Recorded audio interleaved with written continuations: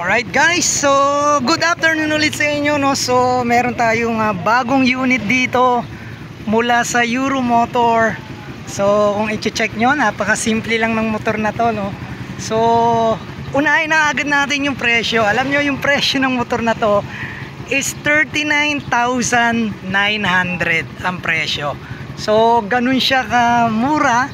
Then 110cc, peak 110cc. So kung mga pan-service nyo lang to, pang hatid sundo nyo sa mga anak nyo, or meron kayong mga short ride, alam nyo, laban tayo rito, no? 110cc. Then napakamura niya. So saan kayo nakita ng motor na 39,900 lang ang presyo? So eto yon. Ayan. So mamaya itatanong natin kung available na to sa market, kasi bago lang to eh. Alright, bago lang. So tingnan natin yung ilang makikita natin dito sa motor na to. Naka drum brake siya, naka dual suspension. Ayan. So ayan, kung mapapakinggan nyo yung tunog ng tambucho niya. Then syempre may kickstart siya. So matte black yung kulay niya. Then ang kagandahan dito is yan, may charger na rin. Then may pocket kayo rito. Syempre disusi pa tayo dyan. Then naka-analog tayo rito. Kaya kung makikita nyo, sobrang liwanag ng mga turn signal niya. Alright.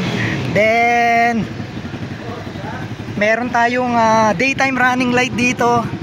Yan. Pero ito malupit dito, naka-projector. Yan. Alright. So mula yan sa Euromotor, no. So matte black ang combination na merong sticker o decal na kulay yellow. Alright. So naka drum brake yung kanyang harapan din, no. Then naka ano siya, naka rayos. So hindi pa to tubeless tingin ko. Yan. So kung pwede nyo na may convert yan sa tubeless, so ipa-tubeless nyo na yan. Okay. So bago lang to yung specification ng motor na to. So mamaya ano rin natin sa inyo, no, ipapakita rin natin sa inyo, or ibibigay natin sa inyo. Pero ang kagandahan dito, ang price nito is 39,900 pesos ang presyo ng motor na to. Alright, so peak 110 mula sa Euromotor. Okay, so tingnan nyo natin mga turn signal. Tingnan natin mga turn signal natin. Uy, ganun, walang turn signal natin.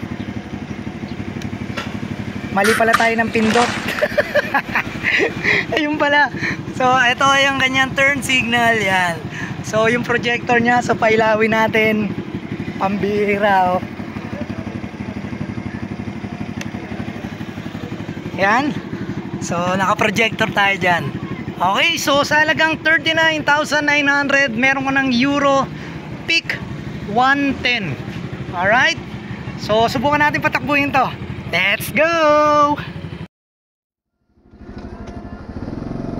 So yan, gamit natin yung 110.